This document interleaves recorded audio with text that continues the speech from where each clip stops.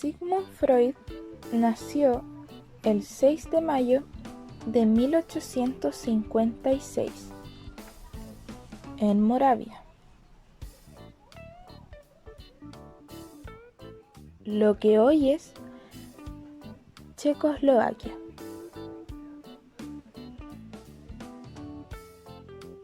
Hijo de padres judíos y ha seguido siéndolo. Su familia paterna en una larga época vivió en el Rin, en Colonia.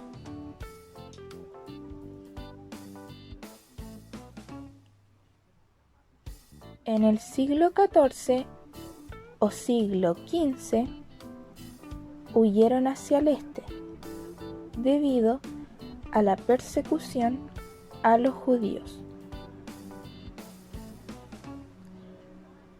Luego, en el curso del siglo XIX, migraron de regreso desde Lituania,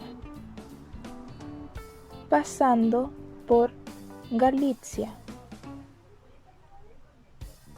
hasta instalarse en la Austria alemana.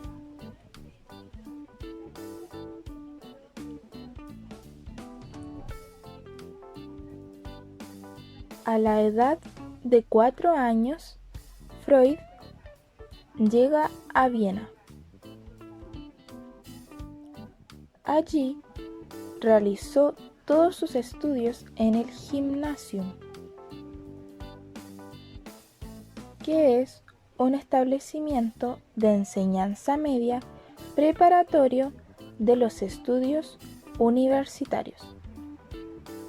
Fue el primero en su clase durante 7 años.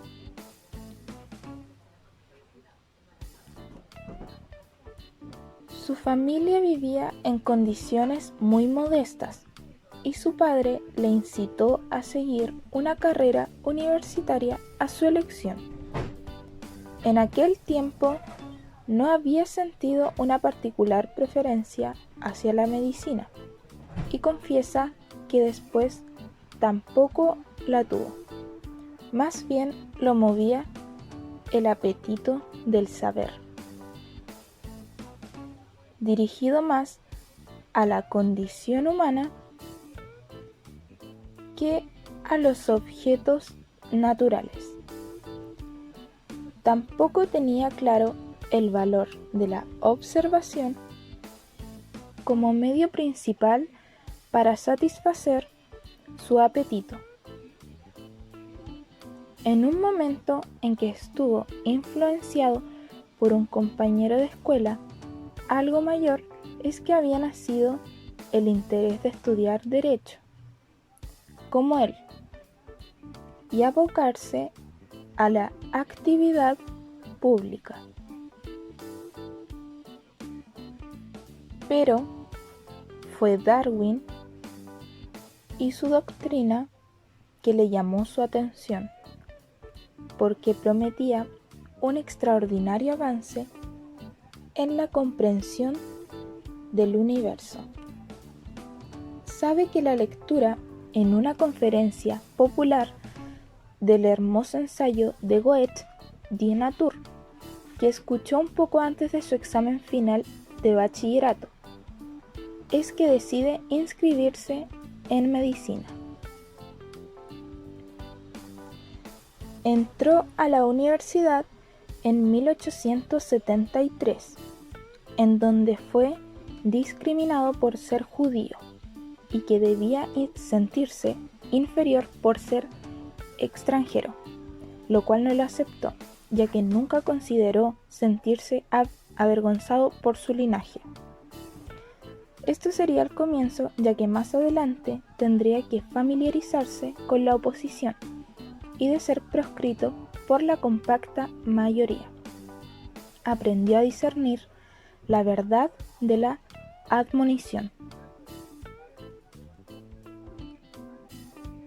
En el laboratorio de fisiología de su profesor Ernest Brooke es donde encuentra tranquilidad. y donde podía tomar respeto y admiración, tanto con su profesor como con sus asistentes, como Sigmund Exner y Ernest Fleischl von Marxow. Con este último fueron muy grandes amigos.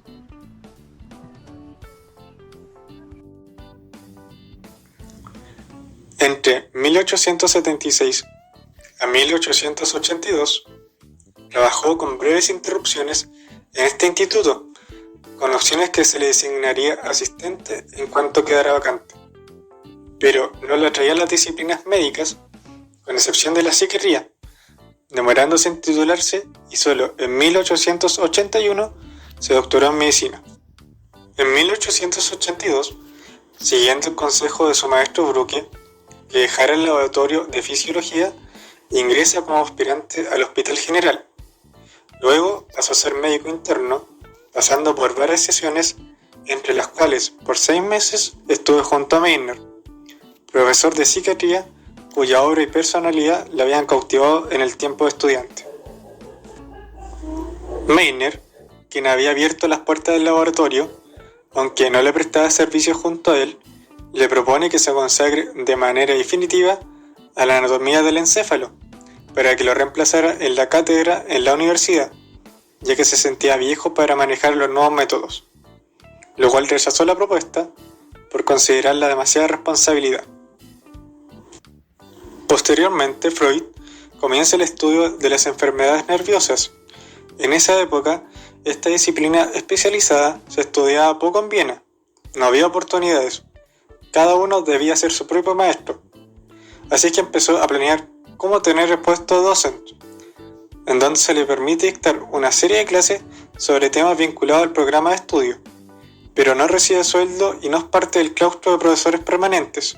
Este era un puesto muy cotizado y de gran prestigio en enfermedades nerviosas, a fin de poder después completar su formación en París.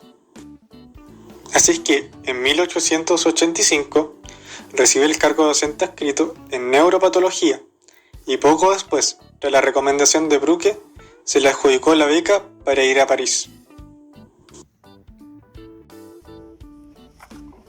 Ingresó como alumno en la Sapertía y estudió con Jean-Mathieu Charcot.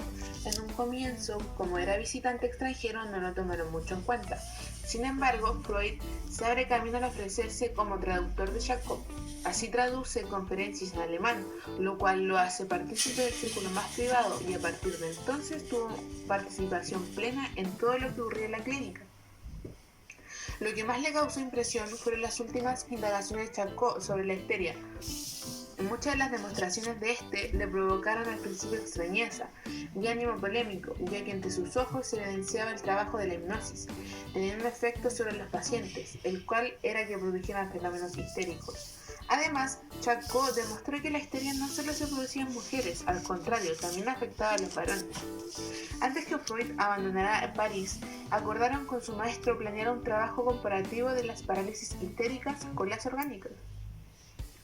Antes de su llegada a Viena se detuvo en Berlín para obtener conocimientos acerca de las enfermedades comunes infantiles. Max Kasowitz, quien dirigía en Viena un sanatorio público de enfermedades infantiles, le habría prometido abrir con él un departamento de enfermedades nerviosas para infantes. En Berlín fue acogido amistosamente por parte de Bankinski, el cual era director de la revista pediátrica en la que Freud colaboró con reseñas sobre temas neurológicos. En 1886 se instaló en Viena como médico especialista de enfermedades nerviosas y se casó con su novia de hace 4 años. Da cuenta de lo aprendido con Charcot ante la sociedad médica teniendo muy mala acogida. La impresión general es que las grandes autoridades rechazaban sus novedades. Poco después le cierran el acceso al laboratorio de anatomía cerebral y durante un semestre no tuvo dónde dictar su curso. Se retira de la vida académica y de la sociedad de medicina. En 1889 viaja para perfeccionar su técnica hipnótica a Nancy, llevando consigo a una paciente, la cual era histérica destacada de dotes genitales.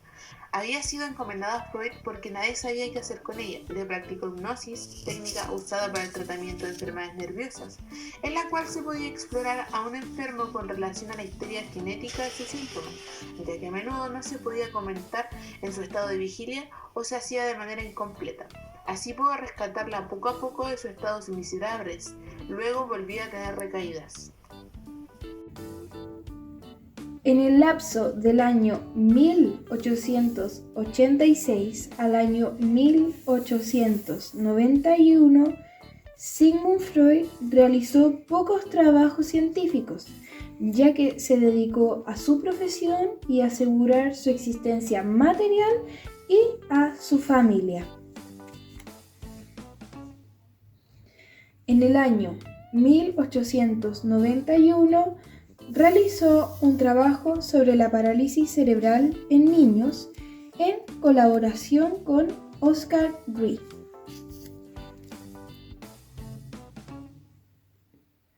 Durante el mismo año, 1891, realizó una colaboración para un manual de medicina, lo cual lo llevó a elucidar la doctrina de la afasia, sacando así un libro titulado La concepción de las afasias. Al regresar a Viena, Sigmund Freud se comunicó con el doctor Joseph Breuer, el cual, antes de su partida, le había comunicado acerca de un caso de una paciente con histeria, la cual es una enfermedad ligada a la neurosis que tiene origen en un incidente sexual, cuyo recuerdo no ha podido ser elaborado asociativamente, transformándose así en patógeno y provocando un síntoma. La paciente del Dr. Joseph Breuer había enfermado mientras cuidaba a su padre. Este caso condujo a que en el año 1893, en conjunto con Breuer, publicaran un estudio preliminar sobre el mecanismo psíquico de fenómenos histéricos, idea que continuó y se concretó en el año 1895, con la publicación del libro titulado Estudios sobre la histeria. Estudios sobre la histeria, el cual sería propiedad de Joseph Breuer, no pretende explicar la naturaleza de la histeria, sino aclarar el origen de sus síntomas y la importancia de distinguir entre actos anímicos inconscientes y conscientes.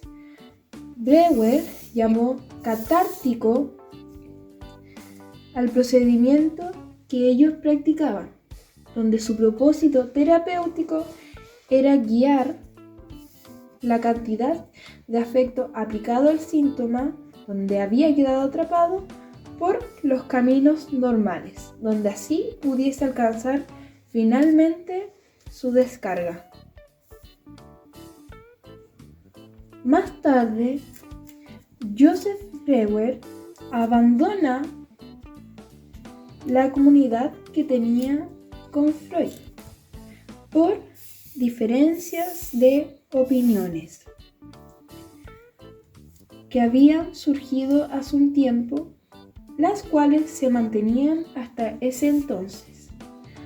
Por ejemplo, Joseph Breuer no creía que todos los pacientes tuvieran problemas de origen sexual. Sumado a esto, su intensa labor como médico internista, lo que provocó que no estuviera dedicado al 100% al psicoanálisis.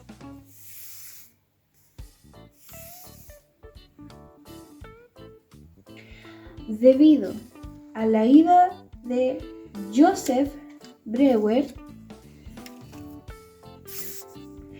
Sigmund Freud decidió dejar de lado la histeria comenzó a enfocarse en explorar la vida de los neurasténicos, asociando que la causa de esta enfermedad, es decir, la neurastenia, tenía neta relación con perturbaciones sexuales, lo cual no solo era influencia psíquica, sino también influencia somática. Sin embargo, esta teoría no fue aceptada en las conferencias, por lo que Freud la termina abandonando.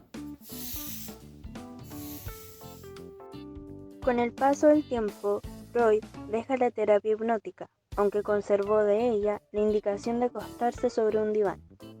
Pero él no era visto por el paciente. Por esto, cambia de método terapéutico, pasando así de la teoría catártica, la cual trata de la liberación o la eliminación de los recuerdos que alteran la mente o la psiquis del paciente, a asociaciones libres, la cual consiste en darle rienda suelta a los pensamientos del paciente. Esta también dependía del grado de vínculo afectivo entre paciente y doctor. Así, el paciente hablaba de lo que se le ocurría y en aparentes incoherencias se podía rescatar información sobre el problema de sus síntomas. Con el paso del tiempo, Freud enfoca su atención en la neurosis y su relación con la expulsión, la cual es aprendida en términos universales como una suerte de elasticidad de lo vivo, un esfuerzo constante por repetir un suceso que ya había existido antes, pero fue cancelada por una perturbación de algo externo. En caso de la neurosis, se relaciona en específico con las pulsiones sexuales, donde explica que estas están reprimidas por el consciente, debido a que éste las encuentra inaceptables, bloqueando así el acceso a la conciencia. Es por esto que las desplaza al inconsciente, concepto que Freud plantea como una segunda conciencia, la cual el individuo no tiene conocimiento ni control de ella. Es por esto que la conciencia, al reprimir las pulsiones, le causa un malestar y dolor al paciente. Más adelante relaciona estos conceptos con el complejo de Edipo, donde asegura que la sexualidad estaba desde el comienzo de la vida. Esto lo descubrió mediante las terapias, donde sus pacientes les transmitían escenas que eran fantasías de deseo y que para la neurosis valían más que la realidad. El niño en cuestión sufre de deseo sexual por la madre y desarrolla celos y rechazo hacia el padre. En cambio, en el caso de las niñas, es todo lo opuesto. Este fenómeno es olvidado por la amnesia infantil, haciendo que cuando el infante crezca no recuerde nada, debido a que estos recuerdos se encontrarán en lo más profundo de su inconsciente, reprimidos u olvidados, que luego llevarán toda una nueva teoría sobre la sexualidad infantil, donde se presentará una serie de fenómenos acerca del comienzo de la función sexual en el niño, la cual empieza desde el inicio de la vida y en la infancia se exteriorizan estos fenómenos. Gracias a esto surge una teoría sobre el desarrollo sexual, ampliándolo para que abarcara más conceptos. A su vez, significaba una novedad y contradicción a uno de los más arraigados prejuicios de los seres humanos. Los quehaceres sexuales en niños eran considerados como actos de degeneración. El niño va a presentar zonas erógenas. Son diferentes áreas del cuerpo donde se centran los impulsos de placer que buscan los niños. En el inicio de una función sexual, cuando se exterioriza como actividad de toda una serie de componentes pulsionales, los cuales son dependientes de las zonas erógenas, en procura de una ganancia de placer, que por lo general se encuentra en su propio cuerpo. En primer lugar tenemos los autoeróticos. Estos no están centrados. Luego aparecen los síntomas orales, junto con los sádico-anal. Por última etapa tenemos los genitales. Esta llega hasta la etapa del adulto y entre en una fase de reproducción. Todos estos conceptos y teorías serán incorporados en trabajos posteriores de Freud. En 1900 se publica el libro La interpretación de los sueños, en el cual se intenta dar un significado a los sueños, ya que, para Freud, estos son deseos que están en el inconsciente, por lo tanto, son una vía de entrada a este, que contiene su propia simbología y que a la vez también nos hacen recordar nuestros impulsos reprimidos en la infancia. En 1903 fundó una mesa redonda, la cual más adelante se transformaría en el núcleo de la futura Asociación Psicoanalítica Internacional. En 1904 publica el libro Psicopatología de la vida cotidiana. El contenido de esta obra consiste en la demostración de fenómenos, como las operaciones fallidas y acciones sintomáticas en el ser humano. Publica 3 ensayos de la teoría sexual en 1905. El libro El chiste y su relación con lo inconsciente. En 1908 se edita la revista Anuario de Investigación Psicoanalítica y Psicopatológicas. A partir de 1908, aproximadamente, Freud empieza con las observaciones directas hacia los niños que corroboraron en todo detalle su teoría sobre la sexualidad infantil.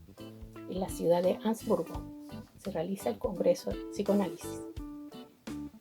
En 1909, primera presentación del desarrollo y el contenido psicoanalítico en la Clark University de Worcester, Massachusetts. Fue invitado a los festejos por el 20º aniversario de la fundación del instituto. Fueron 5 conferencias pronunciadas y en 1910 se publicó en inglés.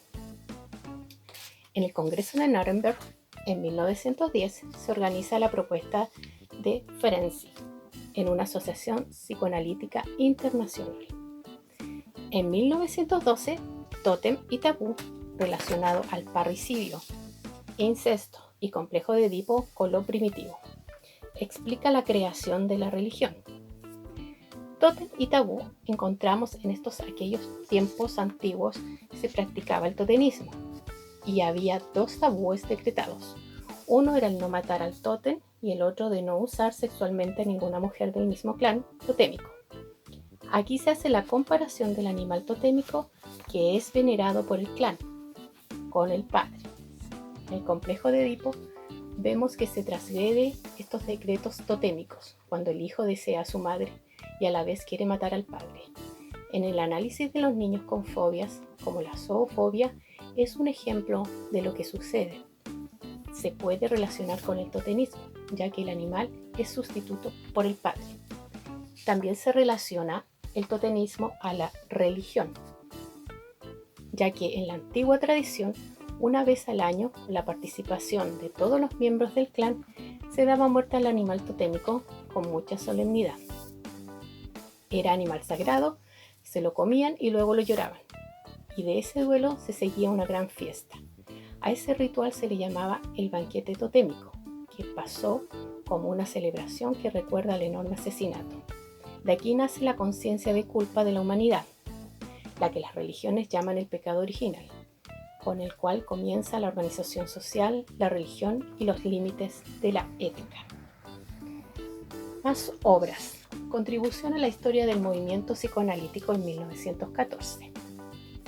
En 1915, Pulsiones y destino de pulsión, la represión, lo inconsciente. En 1917, Duelo y melancolía. La primera reunión de las asociaciones psicoanalíticas internacional fue una vez terminada la Primera Guerra Mundial. Esta se realizó en 1920 en terreno neutro, es decir, en La Haya, Holanda. Publica Más allá del placer en 1920. Psicopatología de las masas y en el análisis del yo en 1921. Y el yo y el ello en 1923. En esta autobiografía de Freud, tuvimos la posibilidad de conocerlo más desde sus comienzos, hasta cómo fue presentado el psicoanálisis, que se vuelve parte de su vida como contenido y razón de su existencia. al igual que todas las personas que optaron para que su conocimiento fuera mayor. Podemos ahondar en sus escritos y darnos cuenta que hasta sus últimos años Freud trató de perfeccionar su técnica del psicoanálisis, llevando incluso la contraria de sus amistades por sus oposiciones a sus investigaciones. Esto tuvo como efecto hasta el día de hoy que su técnica sea una de las más conocidas y enseñadas por Forjar, como también dar herramientas a profesionales dedicados al área de la salud para que así estos puedan buscar la mejor manera de tratar a sus pacientes.